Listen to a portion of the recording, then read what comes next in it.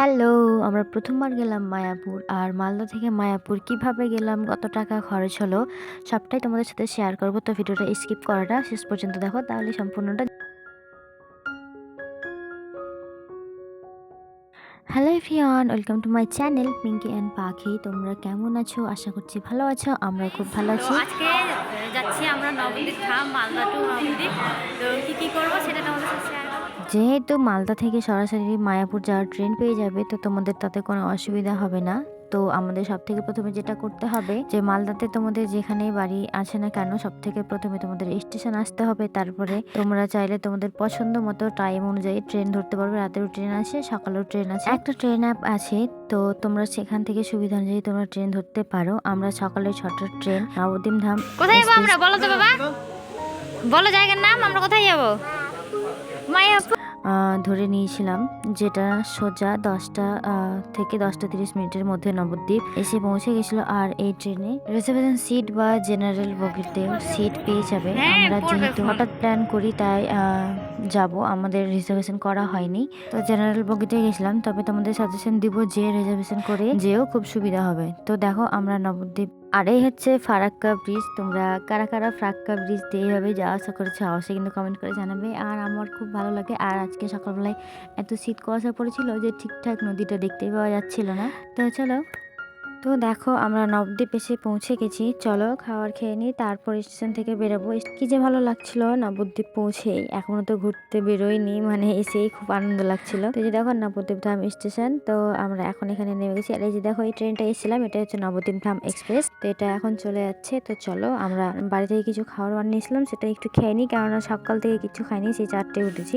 আর আগে খাবো না হোটেলে ঘুরবো না কি করব তো ঠিক নেই। তাই জন্য একটু খাবারটা খেয়ে নিয়ে, যেহেতু সঙ্গে ছোট বাচ্চা আছে, একটু তো খাবার করে নিয়ে আসতেই হয়, নাহলে না খেলে কিন্তু প্রচুর কষ্ট হয়ে যাবে।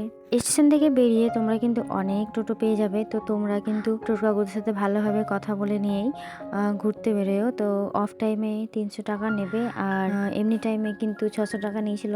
যেরকম আমরা যখন গেছিলাম, তো এটা সিজন ছিল, প্রচুর লোক তোমরা দেখতেই পাচ্ছ। তো আমাদের 600 টাকা করে টোটোটা বুক করে তারপর আমরা ঘুরতে বেরিয়ে গেছিলাম। তো আমরা কিন্তু প্রথমে আগে মায়াপুর নবদ্বীপটা ঘুরে নেব, তারপরে কিন্তু ভেবেছিলাম মায়াপুর যাব। তো এটাই হয়েছিল আমাদের, প্রথমে আমাদেরকে মায়াপুর যেতে হতো আর নবদ্বীপে হোটেল বুকিং করতে হতো, তারপরে কিন্তু ঘোরাঘুরি করতে হতো। তো তোমরা তোমাদের সুবিধা মতো আগে ঘুরবে না আগে হোটেল বুক করবে করে নিও। তো আমরা যে টোটোতে ঘুরেছিলাম সেই টোটো কাকুই কিন্তু ঘাটে এসে পৌঁছেছিল। তোমাদেরকেও কিন্তু কাকুই ঘাটে এসে পৌঁছে দেবে, তাতে কিন্তু কোনো অসুবিধা হবে না। আর তোমরা কিন্তু মায়াপুর বা নবদ্বীপ দু জায়গাতেই হোটেল পেয়ে যাবে। ঘাটের এই পাশে আর ঘাটের ওই পারেও হোটেলের প্রচুর অপশন থাকবে।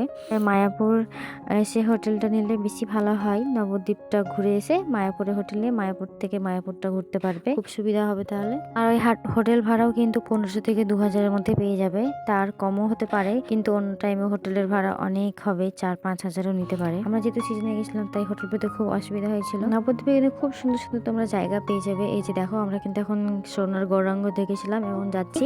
আর পাখি দেখো ঘুমিয়ে গেছে, যেহেতু প্রচুর সকাল উঠছিল সেই জন্য। তারপরে এসেছিলাম আমরা সাইড ফুডের গৌরাঙ্গ দেখতে। এখানে জায়গাটা খুবই সুন্দর ছিল। আর সত্যি বলতে টোটো করে ঘুরতে গেলে কিন্তু নবদ্বীপ প্রায় 2 ঘন্টার মধ্যে তোমাকে নবদ্বীপটা ঘুরিয়ে দিবে। প্রায় 6 থেকে 8 কিলোমিটারের মধ্যে সমস্তটা আছে। হ্যাঁ, তবে এক গলিতে নেই, এক গলি থেকে আরেক গলি যেতে হবে। যেহেতু তোমরা নতুন, তাই তোমরা কিছুই বুঝতে পারবে না। তো টোটো বুক করে নেওয়াটাই ভালো, তাহলে টোটো তোমাদেরকে গাইড করে সবটা দেখিয়ে দিবে।